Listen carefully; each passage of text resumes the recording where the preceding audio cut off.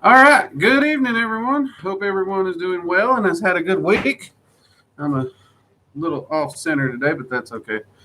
It's research and ramblings. We rambling. We ain't looking for perfection. We've already got quite a few people in here waiting. Ona Chan, welcome. Eduardo, welcome. Emery is welcome. Jade, good to see you. Sierra, hey. Ambor Noldis, yeah. All right. Mugs up, everyone. Hey, we survived the week. We did it. Don't know how we did it, but we did it. We're here. Oh, this has been a rough week for me. So, just so we get this out of the way up front and quick, if you like the channel, if you like the videos, make sure you smash the like button, subscribe, turn on your notifications, all that good jazz. It lets the YouTube algorithm know you enjoy the work we're doing, the information we're trying to get out to all the seekers, and it helps the algorithm make sure more people see these videos. I've been told I should be saying this closer to the beginning to remind everybody, especially the newcomers who may be catching the live streams in the replay. So if you are catching this in the replay, welcome to the channel. And if you're here in the live stream, it's great to see y'all again. Always so many good people in here. So make sure I haven't missed anything. Terror, good to see you. Wasabi. Emily.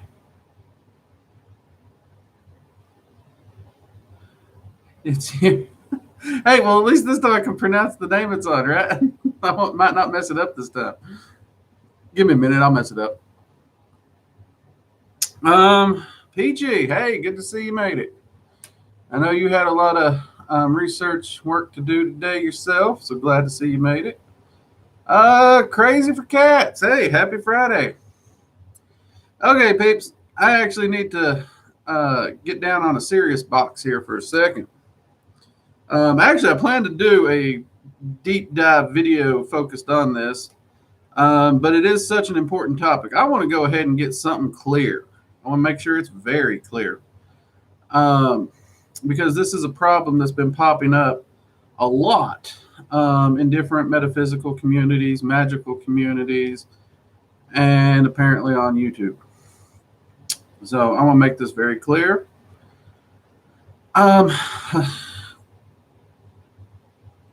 When it comes to issues, I mean, generally speaking, y'all know I don't do politics on this channel, and we're not going to. But when it comes to issues of hate, whether it be racism, whether it be gender phobia, transphobia, whether it be homophobia for the LGBT community, any of that, that's not welcome here. That's not. I really don't care what a person's stance is one way or the other. Y'all have heard me say it on a magical spectrum when I say you live the best life you can live, and if you're happy, you're not hurting no one else, you're not affecting no one else, you be the best you can be. Well, dang it, I mean that in all aspects of life, not just magically. Okay? So that being said, my apologies there, Corinne. I never get all the letters correctly. I do apologize on that. There is a Q in there too. So my apologies. I don't get overly political and I don't dive into the details, and I will miss letters. But the reason I miss the letters honestly comes down to one simple thing: equality, respect, honor. I don't care who you are. If somebody's doing you wrong, I'll stand at your side. Y'all know I do a lot of work with a lot of people, and I try to help them where I can, whether it be with PTSD or any other number of issues. One man can't do it all. And as some of you, Peachy, seem to be reminding me, this channel has become a platform. It has become something where people look up to me. So I think it's very important that it make it very clear, considering some of the topics and some of the ways people twist magic and twist spirituality and use it and weaponize it for these kind of hate-filled ideals, that it's very clear it's not welcome on this channel, will not be tolerated on this channel, period. So if you're amongst any of those people who think you're better than somebody for any of your racist beliefs or whatever, bye. Because yeah, everyone's welcome here as long as, like I said, it's everyone is equal. No one's better than another person. Anyways, sorry we had to start this off in that area and whatnots, but seriously, I don't care who you are. I've done it many times, and I'll continue to do it till the day I die. I'll stand by and defend someone when they need it. I don't care race, gender, color. I don't care. I got your back. So now, back to drinking coffee and rambling on about hopefully a bit lighthearted stuff so we can have some fun.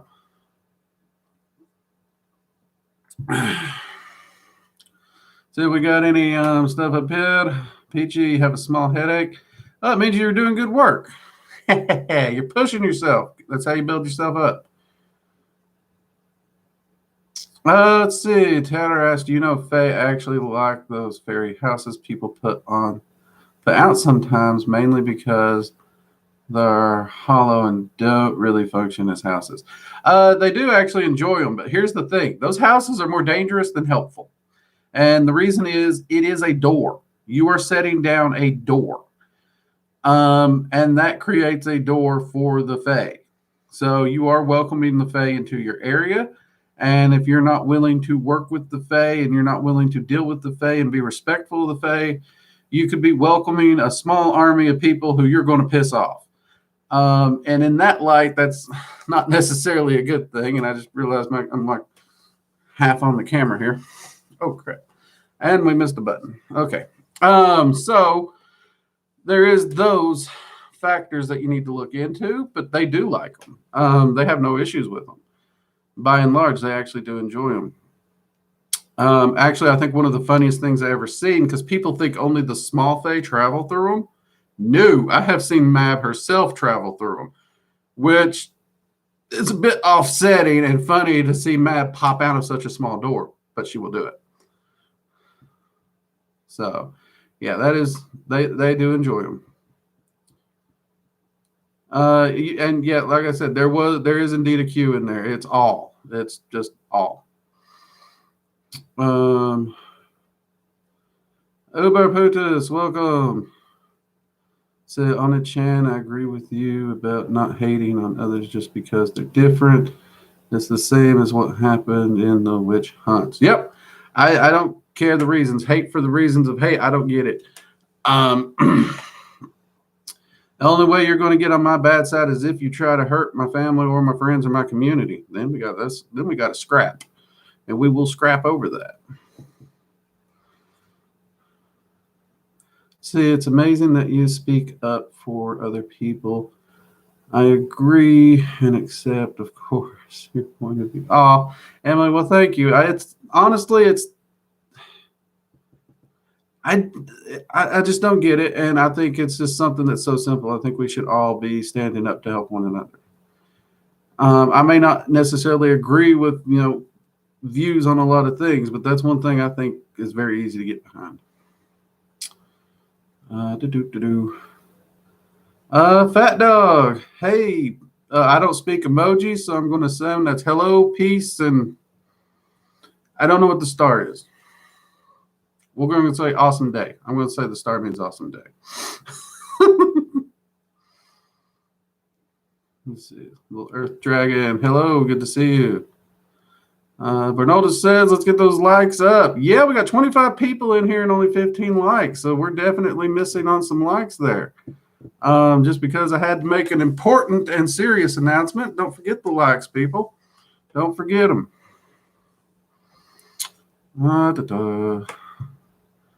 Stan Hallant, welcome. Hey, good to see you. Thanks for joining us. Sierra, hate is just a waste of good energy, in my opinion. Use that for positive.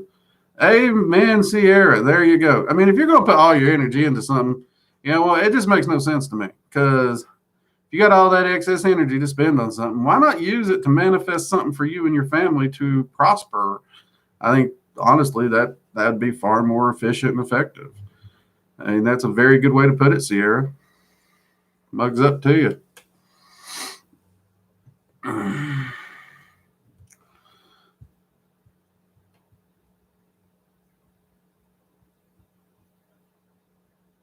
Let's see.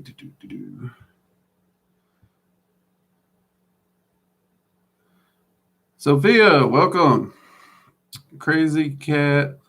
The fact that you have to start a video that way is very sad to me. Shouldn't even be an issue. Well, you know what, Crazy Cat? Let me Crazy for Cats, let me make something here. I'm actually kind of happy I had to start a video that way. And let me tell you why. Because with all the crazy stuff going on out there right now, all of it, I don't care what side of the fence you're on, all the crazy crap going on out there, I actually feel blessed because I have gotten a lot of emails on this topic. But all the emails were from people wanting to know where I stood because the channel is going to start talking about Norse magic and stuff. And there are groups that have given Norse magic a bad rep. And they enjoy the channel. They enjoy the content. So, they want to know where I as an individual stand because they think I know. They know me they view me as respectful and honorable, which I try to be. So it just occurred to me that there may be followers of this channel who want that clarification. And I think it's good that they should have it. So I'm actually blessed that all the communications and the viewpoints toward this channel have been positive. I am very blessed there. And I really do. I have a magnificent community. You guys are great. You actually allow me to have a voice. You allow me to rant, as many of you put in the recent video where I thought it'd be a short video. It didn't end up that way. And you all told me never to worry about that. And I appreciate that. But with these issues popping up, and, I want people to know this channel, you're welcome here. And those who want to spread that kind of hate, they'll be ushered out. So I am glad I was able to make the statement in the fact that every communication has been positive. That speaks very well of you all. Someone I spoke with today said it speaks well of me for the people that my teachings actually draw to me. I don't know if that speaks well of me or not, but it does speak well of you all. And y'all's freaking awesome. So, hey, mugs up to y'all.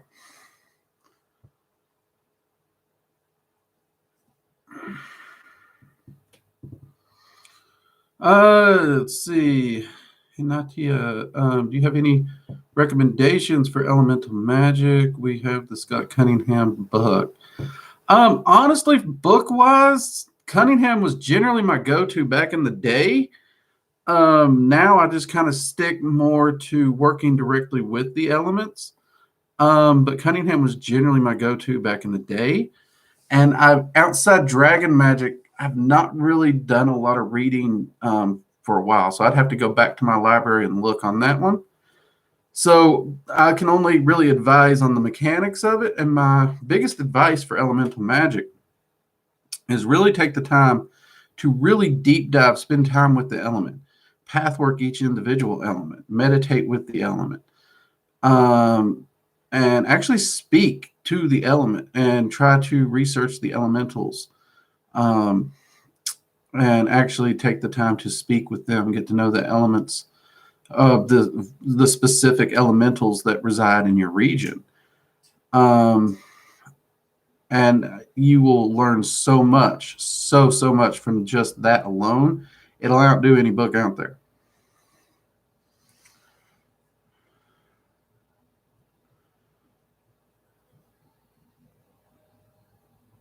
Let's see. I'm in the middle of mastering the basics of energy work and grounding, and just feel so happy to see progress every single day, almost every single day. Haven't felt this happy in a long time. Emily, that is freaking fantastic. That's what we like to hear. Mugs up to you. Keep up that progress. And I'm telling you right now, energy work and grounding, good stuff. Good stuff.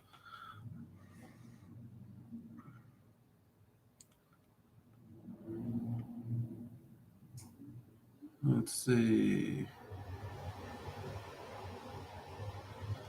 Okay, Ubaputas. I've realized that the deeper I fall in trance, the harder it is to focus on activities I'm doing in the imagination or the anchor I created in the act, and the more vivid thoughts pop up. That's pretty natural. Trying to, what do you mean by anchor you created? That's one thing. But yeah, when you dive deeper into a trance, you should transition a bit over there as you get deeper into it.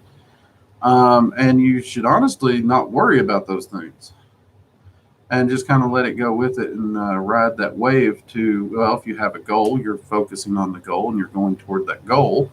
Or if you're just riding the trance to see what pops up, well, you just let the current take you.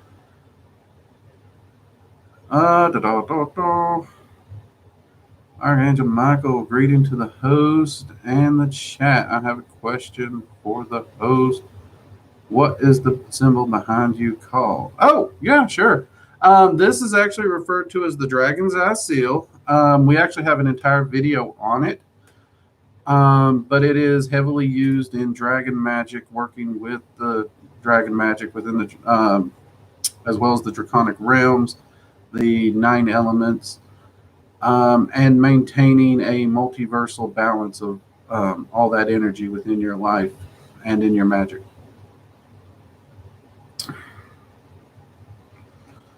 So actually, you can even work with angelic entities through here. Actually, I've worked with your namesake using this seal quite a bit.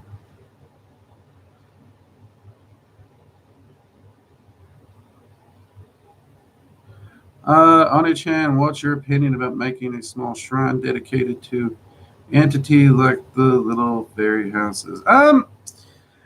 It can be okay. It can be a lot of fun. Actually, I believe I have a video coming out on about dragon altars. I've been getting a lot of questions about that, so I'm trying to get a video out on dragon altars for you all to touch on it a bit. I don't think that one's gone live yet, but they can be a lot of fun. They can be a great way to express your creativity, and they can, I mean, just like buying gifts for a friend, they can actually be a way to, show how you feel. So yeah, that's totally doable. I don't personally think shrines are required. I don't. In every aspect of my working, I've found that they aren't required. I actually don't personally keep any shrines or anything like that anymore. I have my workspace and it's set up for what I'm working with at the time only. And if I'm not working with it, I put my stuff away. But yeah, there's nothing wrong with it. And when you're working with the Fae, those shrines are not required. It's nice to actually set a space for the Fae so that they know they're welcome in your house. There's so many different ways to do this, as we discussed in the working with the Fae.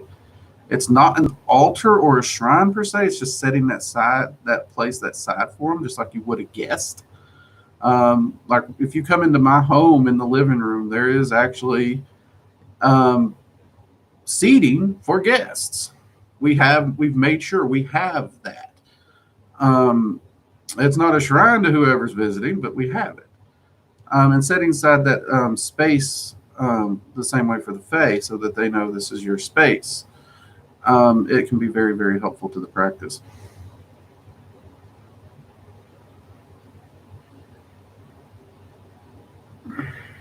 Let's see.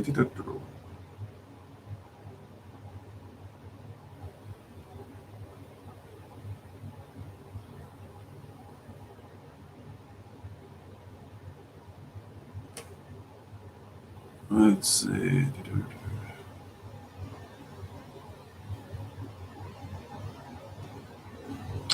Loki wouldn't be mad at you for working with Odin. Those two are blood brothers. They adore one another. They wouldn't be pissy about that.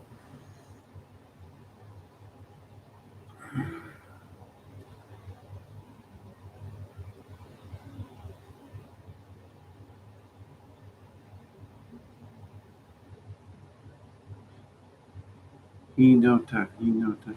I will try and get that, Hinota. I usually call you Wildfire because of that. I do stumble with your name a lot. I highly apologize. I really, really do.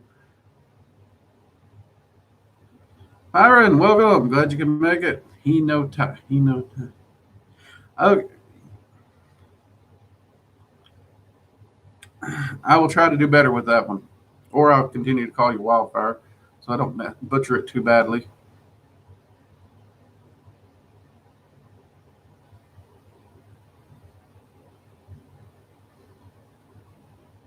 How many basic senses past our current 6 do dragons have?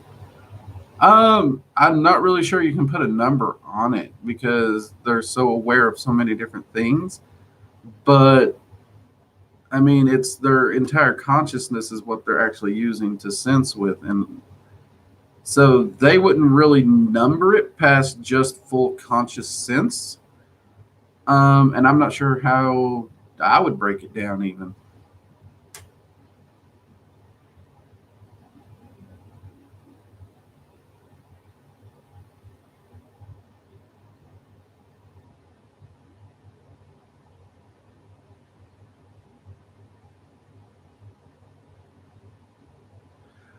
Jake, okay, here's the thing. When you're working with entities, you got to be careful what you ask for and what you're doing because they will take things out of your life that are in your way. They will take things out of your life that are slowing you down.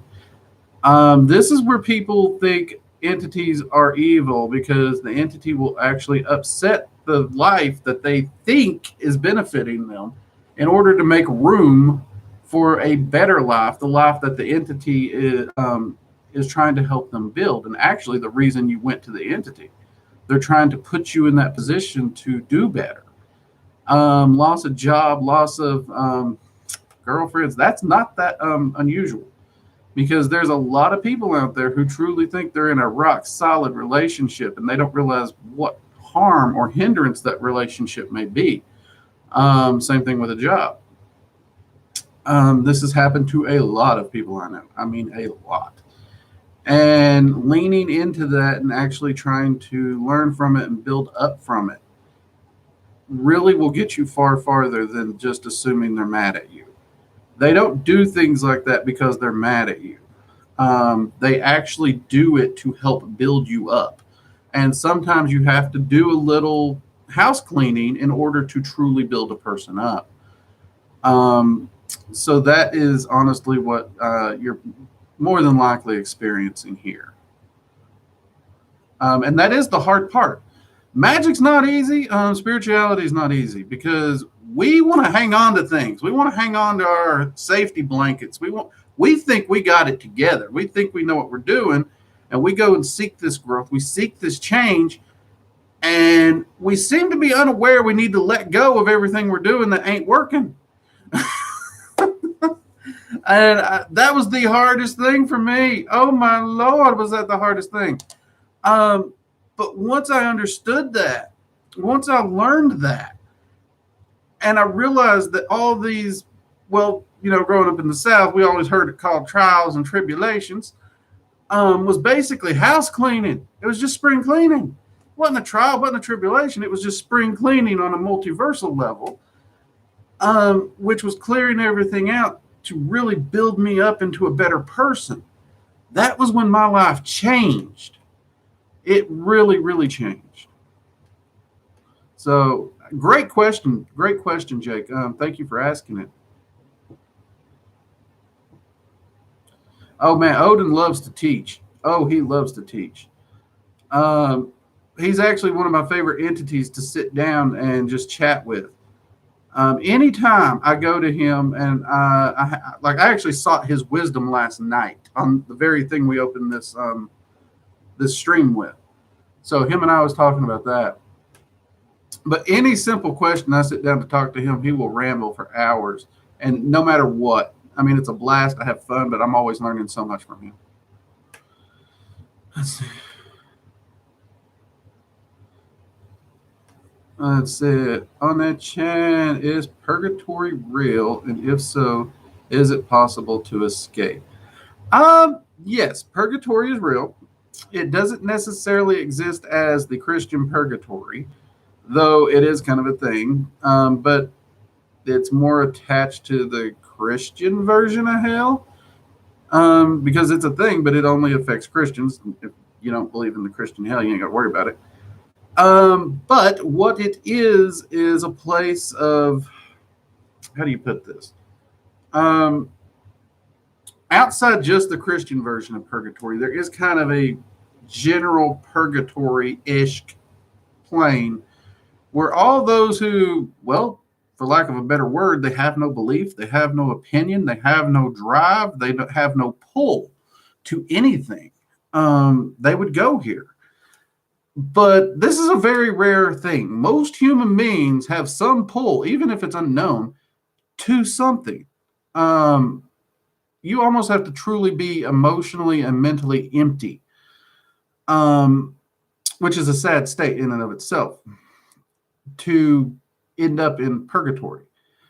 But is it escapable? Yes. In fact, the entire ideal of purgatory is to give the soul the ability to learn and understand the greater multiverse, so that as the cycle continues, that knowledge, that understanding is carried on and is built up.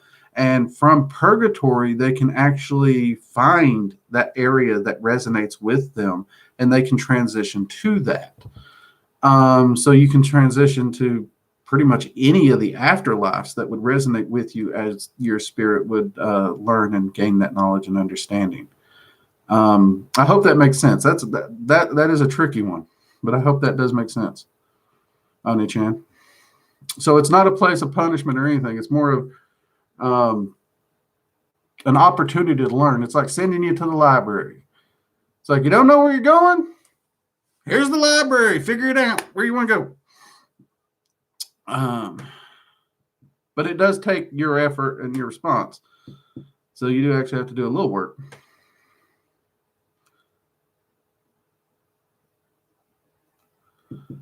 Let's see. Wizard Warrior. Hey, Drake, how's it going? Man, Wizard Warrior, it has been a rough week. Rough. Busy. But had some great breakthroughs. Absolutely great breakthroughs. Great conversations with the dragons, with the Norse gods, with the Fae. It's been a really good week, if not hard. In fact, I'm leaning fairly heavy to taking that week or two off that I mentioned last Sunday. I'm actually considering doing that. I mean, the live streams will still happen. These are too much fun. But actually some downtime for me personally, on this, the back side of the screens, what I'm talking about, because I could use it. Whew, if it was summer, I'd be hitting the beach with a margarita, just putting my feet up and just pretending the world don't exist. So yeah, might take a week off. See how that goes.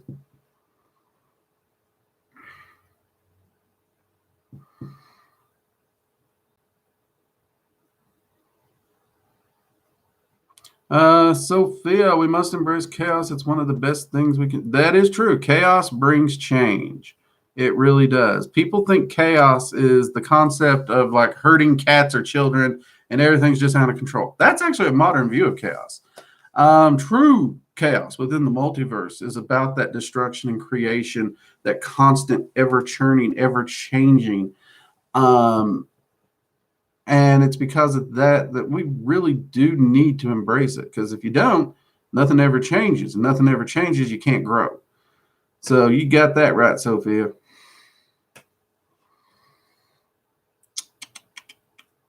Let's see. I just like the person that said magic was easy. It's not. It is fun. It's pain. It's crying late at night when you're hyper because you've got your, your life rocked with info you were not ready for. Yeah, those breakthroughs can get a little rough, can't they? Can't they, Peachy? They can get rough. That is for sure. But that's okay. That's what growth is. They call it growing pains for a reason. So yeah, it's weird because anytime those moments happen, um, I love them. I absolutely love them. There's just something so exhilarating about knowing that massive change, that massive insight, that knowledge was something that I was blessed with. So yeah, I mean, I gotta agree with you.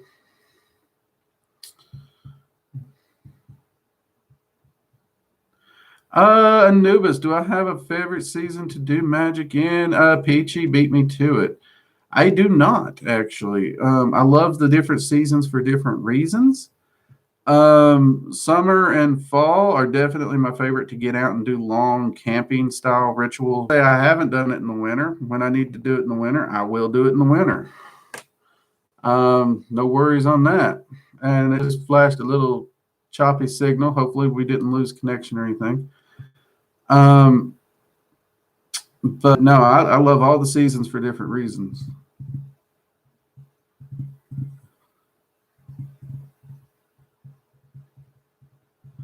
Let's see. Wildfire. So I have a symbol that goes through my head a lot, even before I started practicing with dragons, and it feels very personal. Would it be possible to ask you in a private way about it?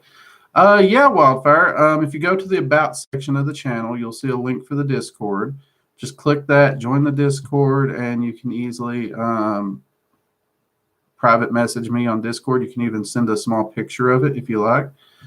Or in the About section, you'll also find the email. So just in the email, put your live chat name here so I know it's you, and that it's pertaining to a question in the live chat so that I at least know what ballpark I'm in when I'm opening the email. I'd appreciate that.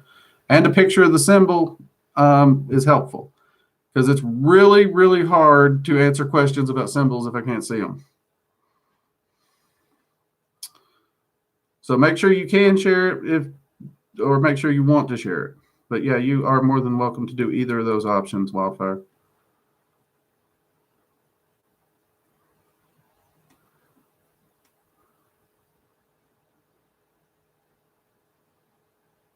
Let's see.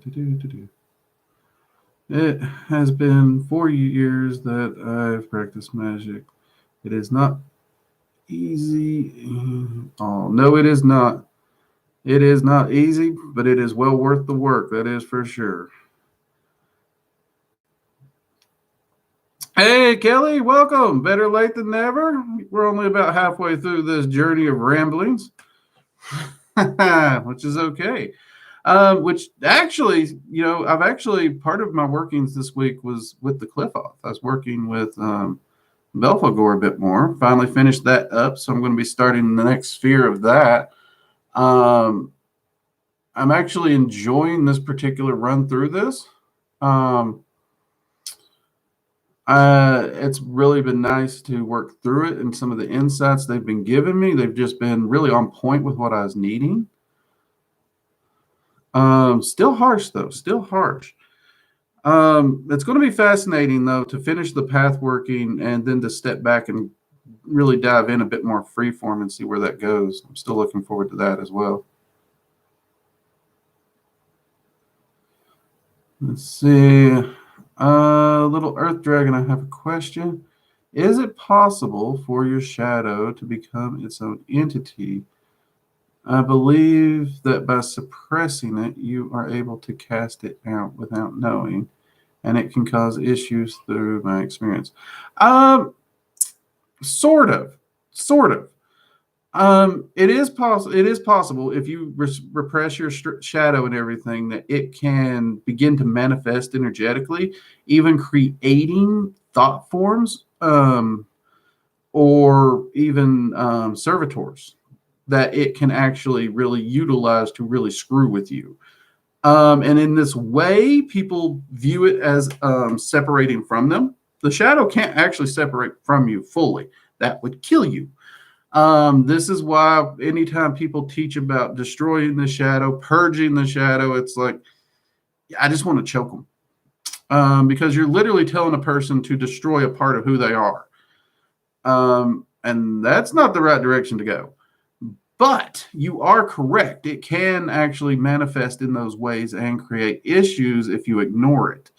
And it's going to create those issues and trip you up in ways to try and force you to face the shadow, to face the issues you need to deal with, and to actually work on them. That's its actual goal, and that's why it's going to do it. The problem with this, of course, is the reason you're not facing it, you don't want to deal with it. You're afraid of whatever those issues are.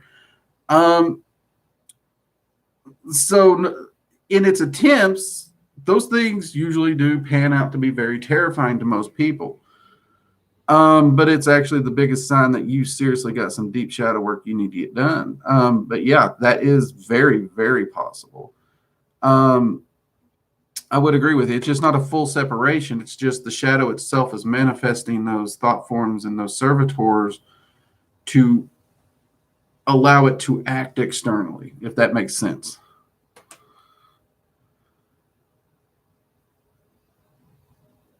Wildfire, thank you. No problem. No problem. Wildfire. I try to be as accessible as I can to y'all. I do stay busy, but I do try to be accessible. And I know live chat's not always the best place for some questions.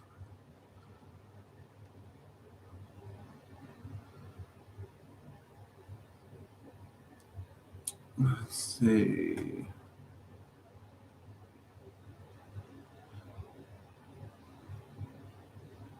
Let's see. I started with Angel Magic, not even knowing about dragons. They definitely made themselves known. So many sources of knowledge have fallen into my lap. That is awesome to hear. That is awesome to hear. Let's see. Little Earth Dragon. Exactly. I don't believe by destroying it you solve the problem. It's still part of me, and it can even protect me as you work with it. So why even try? I don't know. I do not know why people want to take that. They view the shadow as something evil. But actually, if you do the shadow work, you brace the shadow and you incorporate it. That's when you try. That's your true self. That is your true empowered self. So you are correct. Not only does it protect you, it empowers you. It makes you the complete person, the complete practitioner. And for those people who use the term God self, that would be the closest to your God self also. So yeah, that is something that really, really needs to be done. You're spot on there, Earth Dragon. Congratulations. I don't know how long you've been practicing, but you're wiser than a lot of them out there.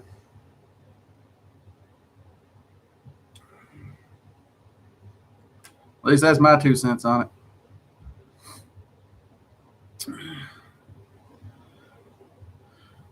Okay.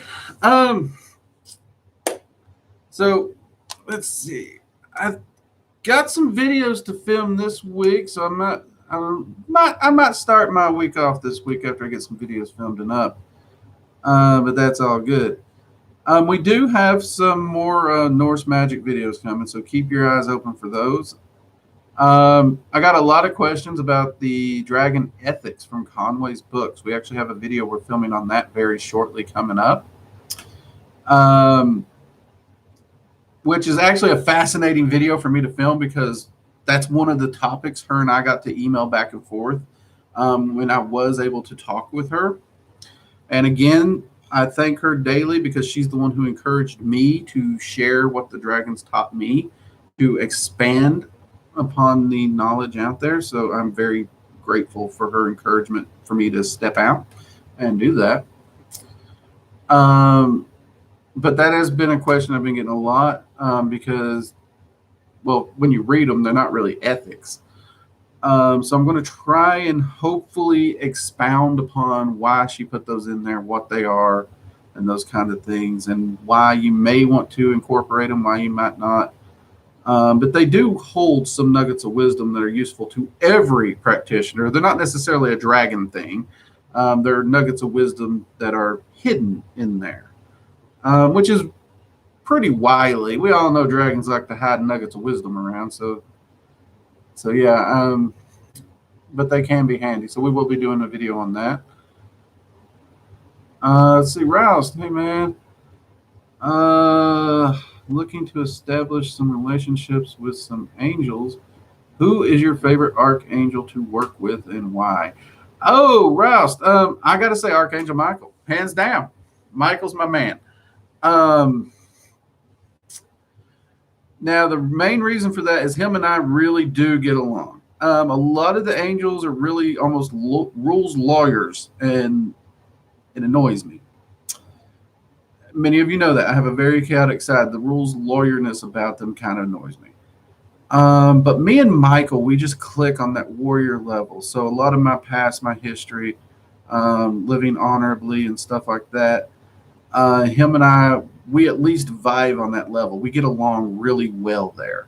So I absolutely adore working with him. I know I give Raphael a hard time.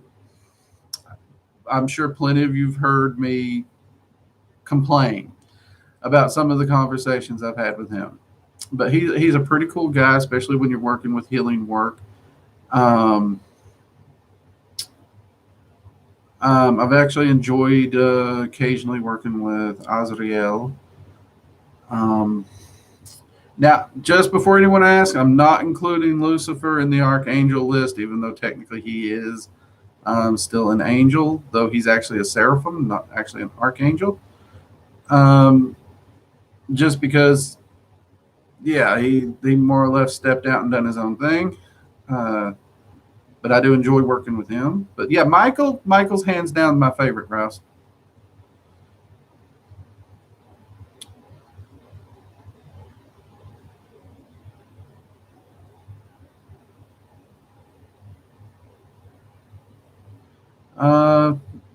Let's see. Fado Tarot Reed suggested I invoke dragons for protection during a meditation. It was started when I was spoken to. Thank you for all your insights. No problem. I'm glad this channel can help you all in some small manner, if nothing else. It's actually nice to be able to share these insights and hopefully help to give you something to build on, because we're all going to have to walk a unique path. It's not going to be the same for all of us. I've been a big believer in sharing experiences can help. And many of you know I teach it as more of a science of magic. So I give you a framework that I know functions. So you can take that function, get your own experiences, and build upon that and make it your own. And I'm still learning too. I constantly hit the ritual room, do the meditations. I'm still learning in this. And I'm happy and blessed to be able to share it with you all. Let's see. Uber Putus, would you rather keep a sigil as a talisman or burn it? Any real difference? Depends on the ritual itself and what I'm wanting to do and where I am and what I've got at my resources. So by and large, most of my sigil magic, if I do sigil magic, it's usually something where it actually depends on the situation. So when I'm traveling, for example, if I need to do a quick prosperity spell of some kind or protection spell, well, prosperity is a good one. I'll tend to burn that sigil because burning it has a quicker release, that sudden release, but it may not necessarily manifest in as large a way. But since I'm more concerned with speed to overall bulk, I would burn it. Protection sigils I prefer to carry on me if I'm going to carry one. So it entirely depends. The ones you carry tend to work slower, but over a longer period of time, therefore can potentially manifest far more. That's one reason when you look at the prosperity spells, for example, I don't burn those sigils. I keep them on hand so that they work as a talisman that can um, continue to draw that energy in the long term for the duration of that spell. So it actually completely depends on the situation. And by and large, I follow my gut at the time. Um, there's something one of my mentors once referred to as the magical voice, which, if you understand divinations, the entire point of divinations isn't to flip some cards and collect tarot decks. It's to literally be able to reach out, listen to magic, and grab the knowledge and information straight from the ether that you need. That is true divinations. Um, and listening to that voice of magic, as she so elegantly put it one time, is part of it. So, yeah, when you sit down to do it, ask yourself which is the direct road to go, listen, and go with it.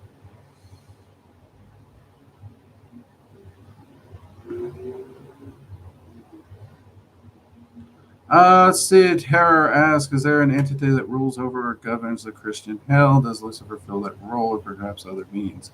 Actually, angels. Angels fill that role. Surprise, surprise.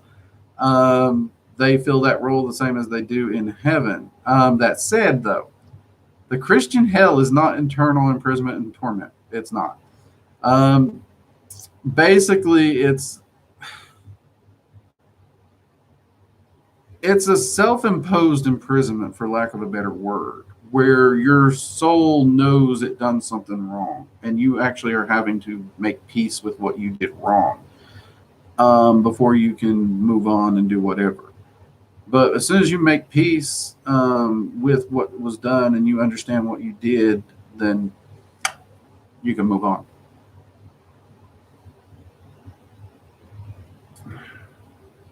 Let's see, Wildfire, probably a stupid question, but I've heard you mention you learned a little Japanese mysticism. I think you said that, but is there a place I could start researching it? It's been pretty. Oh man, it is difficult. And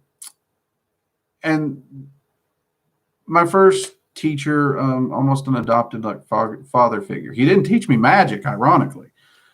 Um, he's the one that taught me a lot of the Japanese mysticism from a philosophical standpoint when he was teaching me about honor and respect and duty and things like that, as well as balance in the world, helping others, those kinds of things.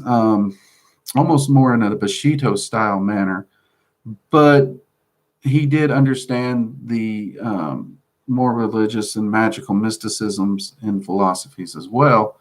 And he shared those with me. So that is where I picked up on them. And he taught them in a way that back then I really didn't know what he was teaching. It wasn't until much later when I would run into some Shintos and some other people that they were asking me where I learned it, because I was like, wait, I did what? So I'm not really a good source for where to go to learn it, because it kind of got snuck in on me. I do have a friend that wants to take the time to sit down and teach me more formally. And actually, that is something, if I get the time, I would really, really love to do. But as far as a book or anything like that, I apologize, Wildfire, I do not know. And it does appear to be pretty hard. Now, I know when we were in Washington State, somewhere north of Seattle, there was a actual entire Shinto temple and community north of Seattle. I'd heard good things about them. I never got up there to visit them. So if you're in that area, I don't know where y'all live. It's not really my business, but if you're in that area, you might check that out. But if you can find one of those temples or something, that would probably be your best bet.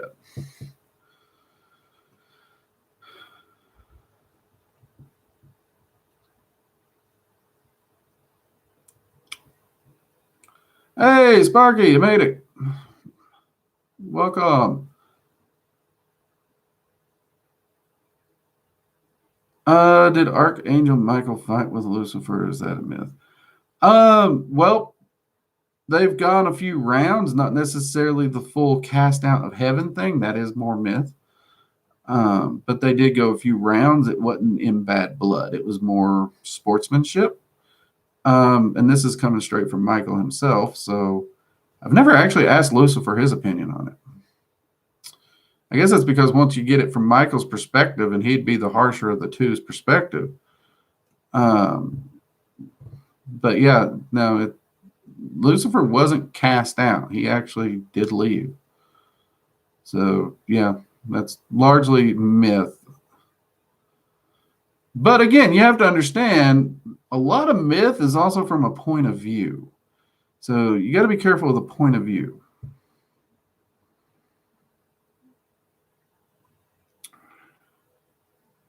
Uber Putas is working on your imagination, basically working on your third eye. Yes, absolutely. Absolutely. People expect this big, like, oh, my third eye is open experience. Sadly, it is not that. I wish it was. It would make it so much easier, but it is not. One reason kids are so connected to the metaphysics, they have no issues. The amount of energy a kid can harness without trying is just freaking massive. They're like a nuclear reactor in a little toddler. Scary, right? But it's because their imagination and everything is just wide open. No one has told them. It's just your imagination. And basically, your imagination is your third eye. It literally is. If you can view anything in your head, whether it be a sound or what, if you can imagine it, you can do it magically. End of story. Common term for imagination and the way we've treated it and the terminology we use make it really, really hard to get this by. I think this is one reason that the terminology for third eye and all this has been used the way it has. But it's also been used in such a way that drastically separate the two so largely that it makes it really hard for people to actually understand that they're actually managing to tap into their third eye without knowing it. Now, I believe it was E.A. Coetting is the first person I heard use this term, and I love it. He used the word magical imagination. Because for the first time, here was somebody who was connecting the truth by using the modern terminology and actually reconnecting it straight back to magic. And that is a term, honestly, I think more people should use because it really is that. So, yeah, your imagination is your third eye. And then people's like, well, how do I know I'm not making it up? That's what your journal's for. That's what your research is for. You start manifesting real things. One of the things that got me in a lot of trouble with my magical research with a lot of the magical community is I put so much focus on genuine manifestation results. I'm not a spiritual person. When you're spiritual, it's easy to sit down, meditate, pray, do your spell work. And if it doesn't work, you chalk it up to, well, the universe's higher purpose for me was different than what I wanted. And you just never get nowhere. You sit where you're sitting, you do what you do, and essentially you're making excuses. In my opinion. Mind you, that's my opinion. Sorry if it sounds harsh, but that is my opinion. Whereas if you start applying magic, you start applying this stuff in the tangible, and you start getting results that you can look at your journal, and you do magic, and you're starting to be able to show these results. Now you don't have to have faith. Now you know this crap works. You're actually seeing these results tangibly. And from there, when you jump off to the more spiritual practices, there's no doubt. There's no excuses. You just run full sprint straight down the middle, knowing you can do this. You are empowered. You have control of your life and your destiny, and you can go as far as you are willing to go. That is the true benefit of a metaphysical practice. That is the true benefit of this, is those tangible results. And that's the reason I do put so much focus on the physical. Not because greed, as I've been accused. I'm not a greedy person. Many of you on Discord know I'm a cheapskate, if anything, and I live a simple life. I enjoy a simple life. But by putting it in the physical, by making it measurable and tangible, it removes doubt. It removes anything, and it proves it to the person. And it shows them it's not just your freaking imagination. You're manifesting these changes, and you are creating that life you want. And that is one of the most empowering moments of a magician's life. The second they can sit down with that journal and they can go through and check off the things they're manifesting. Yeah, sure, some of the stuff may not have manifested, but if you're doing your daily workings, you're constantly working to shape your life into what you're wanting, you can easily see that progression.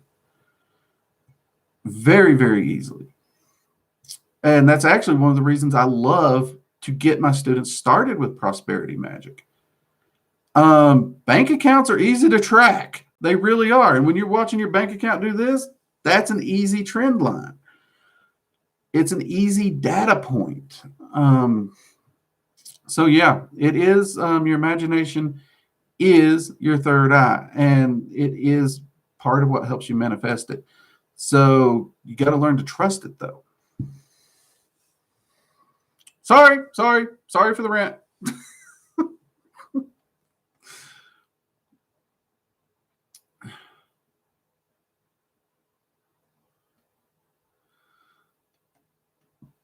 Actually, I think I covered more questions than I meant with that rant.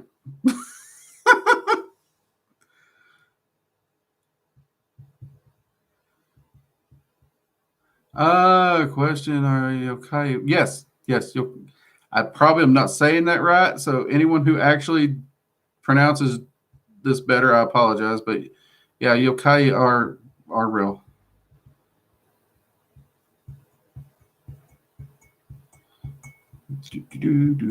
Oh, Little Earth beat me to it, or Little Earth Dragon. Thank you for assisting. I always love it when y'all help me with these questions, because y'all know I can't get to all these. I appreciate it. Y'all's the best. Love it. It's great to see y'all helping each other. That's what I mean. This is a community. It's not just the, hey, let's go watch this crazy Southerner rant at a camera tonight. I mean, okay, it is kind of that. I drink coffee, I rant. Hopefully you enjoy it. But it's great to see this community get together and help each other. That is awesome. So, yeah.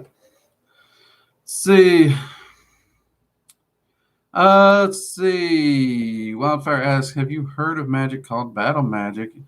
It's been described to me as offensive magic used during soul travel, but they call it astral projection.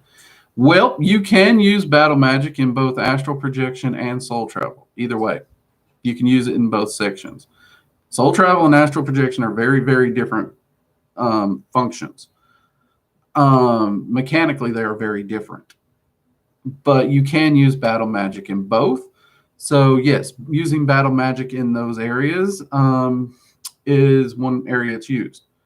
However, the term battle magic is actually somewhat new, and it's kind of a fluffy term for baneful magic.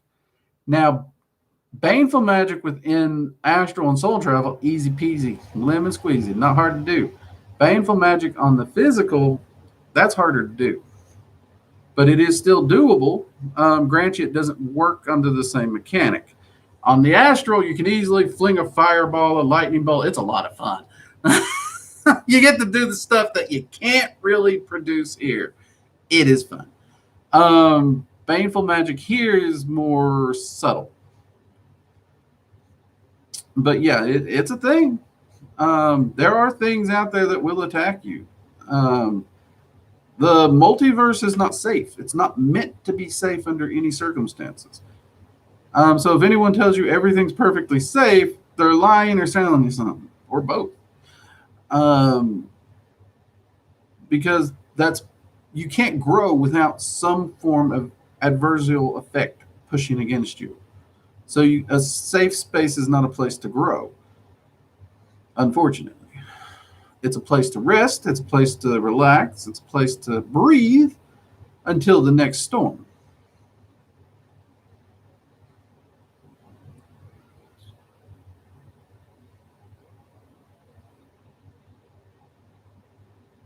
Let's see.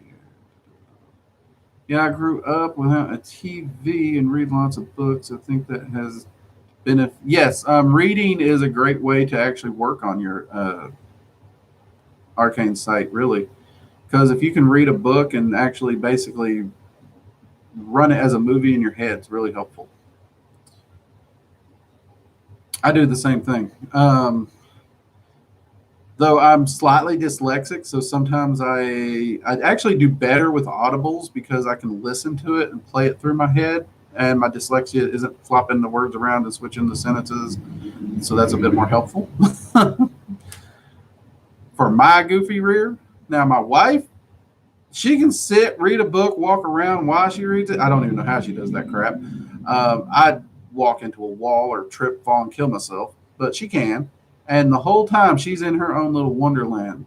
She honestly, there's books she read that she thought she watched them as movies. That's how tangible it is to her, which is freaking fantastic. Totally jealous here. But that's one of the things I adore her for. She's such an intelligent woman. I love her to death.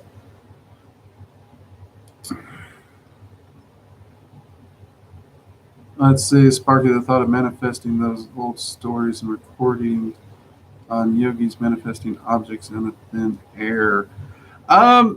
Sparky, that's a hard one.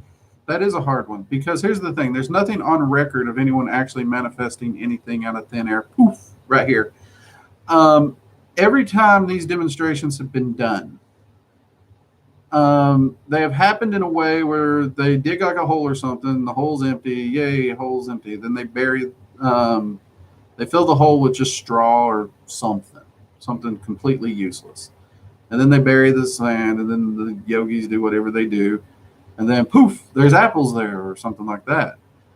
And every time this has been put to the test, that either it just doesn't work or there's always something covering it. Now, there's two trains of thoughts here. One, it's a parlor trick. Magicians do it all the time, rabbit out of the hat.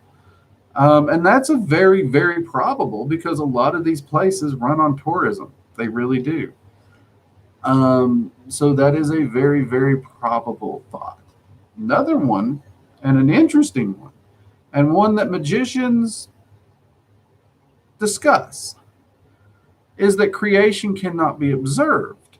So spontaneous creation is not something that can be ocularly or physically observed.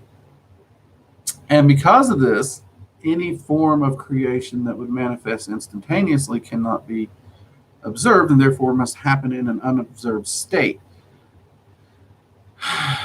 That, unfortunately, well, you can't prove that either, but it, for me, it's a hard position because in some ways it makes sense. On the other hand, it opens the door for way too many parlor tricks and swindlers. So that's one reason I do take the scientific stance that I take. I will believe it when I see it.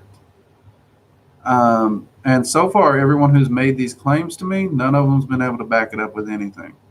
In fact, the one person who manifested something made the mistake of doing it in a way that I got a few stage magician friends. I know exactly how they done it. I was able to actually point out where all the little strings and bells and whistles were.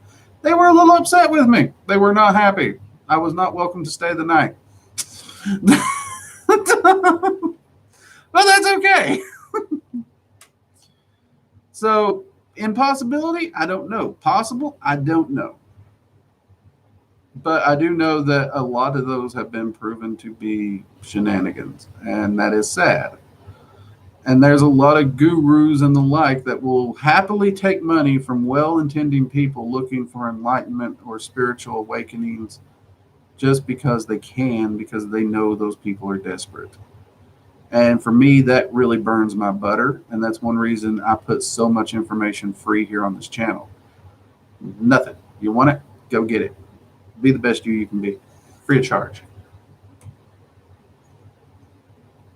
I hope that helps somewhat. But it is a fascinating topic, and even something I have some research notes on, clearly. I mean, I've done a bit of traveling and whatnot because it's something that I'm curious, but until I have proof, I won't take a definitive stance. Let's see. I got here randomly when looking for draconian magic on YouTube. You know what? Some of y'all have told me stories about how you all stumbled onto this channel, and it amazes me. It really does. And I am very thankful to have y'all here. Y'all's a great community. I know you're probably tired of me saying that. Let's see, Wildfire, thank you so much for your answer or questions. It's been really helpful the past month since I've gotten serious with my practice. No problem. These live streams are very fun for me. And it's actually, I do. I remember one of the things when I first, because I didn't know what YouTube was for a while, I'll be honest, when I found it. The ability to be able to communicate was a big thing that I thought would help. So once Linda, hats off to Linda for getting me over my camera shyness on the live stream concept, that done so, the concept of being able to reach out and answer questions and, even let you know what's going on in my life, in my practice, so it's not all perfect. I make mistakes. I blow myself up. I screw up. Not every spell works. It's an ongoing process. I think that's important. I think it's important to see the human side of it. I think too many people paint it as, oh, I got it all figured out. It works every time. I think the human element is very important.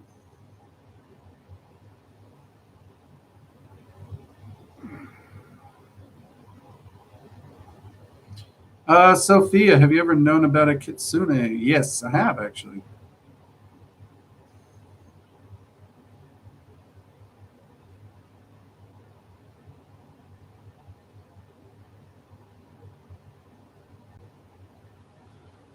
Kelly, well, here's the thing. This is one of those things where the chakras are not a literal, okay? People think, just like I said, the third eye is your imagination. It's not a literal energy center that like sits right here and it's all swirly. And the chakras are not literal. They are essentially a energy map, a mental map to break down a larger concept. Your energy body is one singular thing. It doesn't have 7 little pinwheels spinning through it, in some cases 13, because depending on the chakra map you're looking at, there's a lot more than the 7 that's been simplified in Western philosophy. So if you're using that map, you can research them and whatnot. Now, if you do a little research, you'll find that there's a current trend for what's called removing the chakras.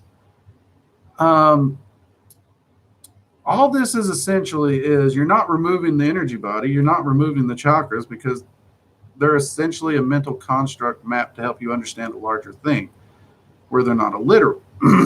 But you are removing the concept of those divides. And what that allows you to do is work with the whole energy body as a singular whole at one time, which for a lot of magicians and a lot of people, that's far easier to do.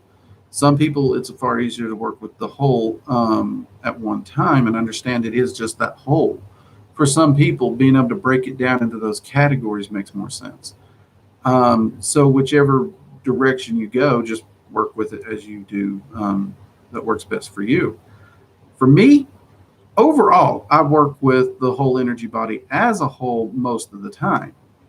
Now, for those of you in Dragon Magic 101, you'll notice that for the Dragon's Fire meditation, I use the chakras for that meditation. And that's because that stair step actually helps that meditation along real easy. The visualization's far easier. So, yeah, the third eye gets a lot of attention because everyone wants to see ghosts. Everyone wants to hear them and see them. And The other chakras turn that lens in on you more specifically. People don't like to be held accountable these days. They don't want to look and be like, oh, I screwed up. That was my mistake. I need to fix this. I'm having an issue here. I need to put work on myself. I'm not a perfect little special flower. So the other 6 chakras, where they do turn inward on what do you need to fix you, people don't want to talk about that. They don't want to talk about that. That's not fun. That's not interesting. They don't want to talk about that. So, and that's sad. That's sad because that's really the biggest place. You should be able to look in the mirror, and whether you see what's right or wrong, you should be happy with who you are. And it's funny because people's like, well, how do you look in the mirror and see what's wrong and be happy with it? Well, that's easy. I look in the mirror, I see a problem. I know I have the tools, the ability, and the will to fix it, to make it better. And I know when I lay down tonight with whatever flaws or faults I have, tomorrow when I get up, this stubborn old goat here is going to take, and he's going to be a better person tomorrow than he was today.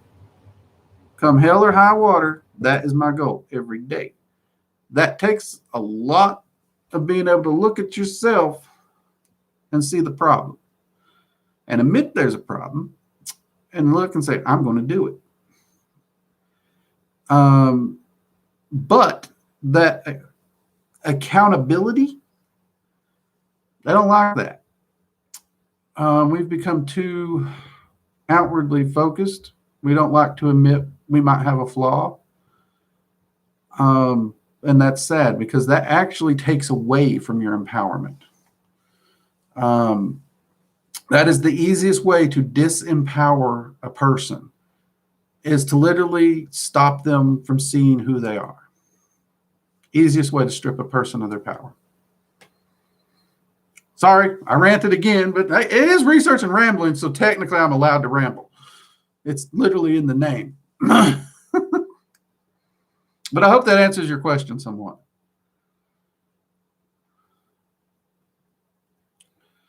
Nubis, thanks for the stream. No problem. Actually, we're a little over stream. I'm going to get ready to wrap up after that last rant. Have you read the book Dragon of Essex? It sounds familiar, Emrys, but I can't recall it directly, so I'm not going to say I have. But it sounds familiar. I don't know why. Finish off these last ones before we get going. Question regarding guardian dragons. I know you said that they become guardians at 500 years old, but is it possible for them to start at a younger age? Do some go through early training? To the best of my knowledge, Little Earth Dragon, it is not possible for them to start at a younger age, to the best of my knowledge. That said, there are dragons that are 500 years old that are little tiny flippers. So they may look very much young, but they're not. But I would have to look more into that because to the best of my knowledge, it isn't. I am unaware of that situation happening for any reason. That's the best answer I can give you on that one at this time. But there are some that look real tiny, really, really young, but they just, they're not entrusted with the position of a guardian for 500 years. Because that's a heavy responsibility. I mean, seriously. I mean, just think of me. I get myself in enough trouble, and I'm an adult-ish. I'm going on, oh, crap. Oh, God, I'm getting up in the years. So I think I'm going to be 40. So yeah, I mean, that's a lot to dump on a youngin. You don't want them to have to babysit someone as goofy as me. So that makes sense, but that's just that's the best answer I can give you, Earth Dragon. Kelly, thanks, Drake. That makes sense since they are when they awake, all 7 they transcend and become one. become whole. Man, haven't had time to English today. No problem. No problem. I have hard time Englishing. Of course, I mostly speak Southern, but you get my point. And I've gotten tongue-tied a lot tonight. It has been a rough day for articulating. So, okay, everyone. You all have a fantastic weekend. Thank you for your questions. This has been a lot of fun tonight. I think I'm going to drink me another pot of coffee, and I might do some reading. Maybe turn on some music. Sounds like a good way to finish out my night. Y'all have a wonderful weekend. Stay safe. For those of you that are supposed to be getting hit with that ice storm, I know I got a lot of viewers in Northern Virginia, West Virginia, and up in those northern parts where I hear tell you guys got your big old ice storm coming. Please stay safe. That stuff is slicker than snot. And for those of you who may be visiting those areas, four-wheel drive does not mean goes on ice. You still need traction. You will still slip, slide, and wreck. Stay safe. I can't even believe I have to tell people that. But the number of people who actually get in a four-wheel drive and think it'll drive on ice is amazing. It truly is amazing. So please be safe out there. Stay warm, especially for those of you in areas where power goes out and whatnot. Make sure you got what you need to stay warm if your power goes out and the likes. From where I'm from, we used to have ice storms and power outages all the time, so I know what it's like. So please stay safe, stay warm, have fun. And I will see you all Sunday for Magical Coffee Hour. We'll definitely have some more fun in this weekend correctly with some laughs and everything, and we'll drink more coffee. Till then, y'all take it easy. I'll see you next time. Bye.